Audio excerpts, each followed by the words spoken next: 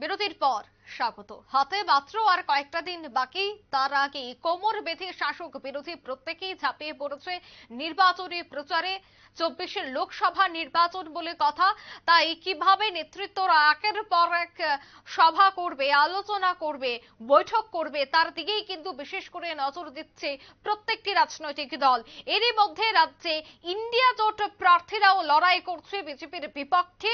খবর যে নির্বাচনের প্রচারে ঝড় তুলতে বিধানসভা ভিত্তিক রোড শো করার পরিকল্পনা নিয়েছে এবার বাম কংগ্রেসের নেতারা। ইন্ডিয়া জোটকে পাল্টা আক্রমণ করে প্রচারে আলোয় আসতে চাইছে এবার বিজেপি।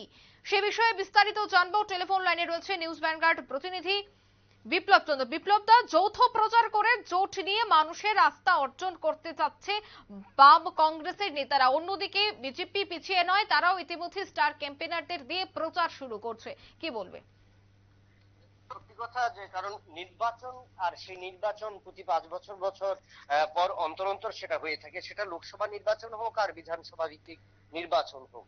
যদিও আমরা 2023 সালে বিধানসভা ভিত্তিক যে নির্বাচন দেখেছিলাম, সেই নির্বাচন থেকে এবার কিন্তু 2024 সালের যে অষ্টাদশ লোকসভা নির্বাচন, তা কিন্তু অনেকটাই তাৎপর্যপূর্ণ।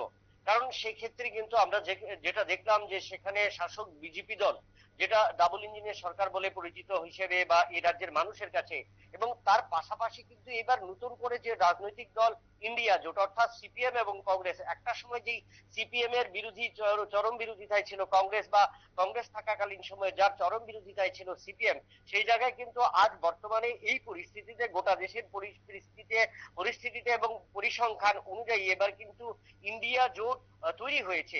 এবং সেই ইন্ডিয়া জোটের যে প্রার্থী পশ্চিম ত্রিপুরা আসন এবং পূর্ব ত্রিপুরা আসনে, তার জন্য যে দুটো আমাদের ভোট নির্ধারণের ডেট ঠিক হয়েছে, 19 এপ্রিল এবং 26 এপ্রিল, তার জন্য কিন্তু জোর প্রচার শুরু হয়েছে।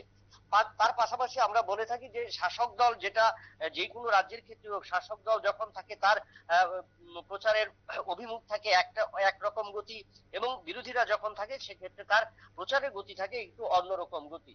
তবুও এই পরিস্থিতিতে বিজেপির সাথে টাক্কা দিয়েই কিন্তু এবার ইন্ডিয়া জোট তৈরি হয়েছে। এক সময়ের চরম বিরোধিতার দুটো দল এক জায়গায় যেখানে মিশেছে, তারা কিন্তু এবার রাজ্যের প্রতিটি যে কেন্দ্র রয়েছে, 7টি বিধানসভা কেন্দ্র, প্রত্যেকটিতে ছোট ছোট সভা সমিতির মধ্য দিয়ে এবং প্রচার অভিযান কিন্তু শুরু করেছে। এবং অন্যদিকে যদি আমরা দেখি, সে জায়গায় দাঁড়িয়ে বর্তমান শাসক দল কিন্তু সেটা নিয়ে একটা কটূক্তি করার চেষ্টা করছে, যে একটা সময় যে যার বিরোধিতায় ছিল, একটা সময় যে যার বিরুদ্ধে আঙুল তুলতো, আজ সেই দুটো রাজনৈতিক দল এক জায়গায়, অর্থাৎ 125 বছরের কংগ্রেস এবং ভারতের 3টি রাজ্যে যে সীমিত মাত্র 3টি রাজ্য, কেরল, বাংলা এবং ত্রিপুরায় যে বামফ্রন্ট, তারা এবার একসাথে জোট বেঁধেছেন, যার নাম ইন্ডিয়া জোট। এবং এই ইন্ডিয়া জোট কিন্তু এবার মানুষের আস্থা খুঁজে পাবার জন্য এবং মানুষকে সংঘবদ্ধ করবার জন্য কিন্তু এই 2024 সালের যে লোকসভা নির্বাচন, অষ্টাদশ লোকসভা নির্বাচনের আর কিছুদিন সময় রয়েছে, তার আগে কিন্তু তারা কিন্তু বিভিন্ন অঞ্চল ভিত্তিক সভা করছে, বিভিন্ন মহকুমা ভিত্তিক সভা করছে, বিভিন্ন কনস্টিটিউয়েন্সি ভিত্তিক কিন্তু এই সমাবেশ শুরু করেছে এবং প্রচার অভিযান শুরু করেছে। আজ থেকে শুরু হয়েছে, এবং সেই কেন্দ্রে সে থেকে আজ কিন্তু 1 সিমনা, 2 বামুটিয়া সহ বিভিন্ন এবং মোহনপুর, এই কেন্দ্রগুলি থেকে কিন্তু আজ তারা এই প্রচার শুরু করবে। একদমই, ধন্যবাদ বিপ্লব দা। অর্থাৎ যৌথ প্রচারে এবার নামছে বাম কংগ্রেসের নেতৃত্বরা। একই মঞ্চে তারা প্রচার করবেন, বিভিন্ন জায়গায় সভা করবেন, রোড শো করবেন।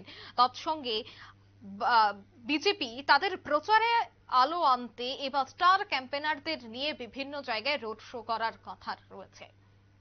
নিয়ে নিচ্ছে ছোট্ট একটি বিজ্ঞাপন বিরতি, সঙ্গে থাকুন।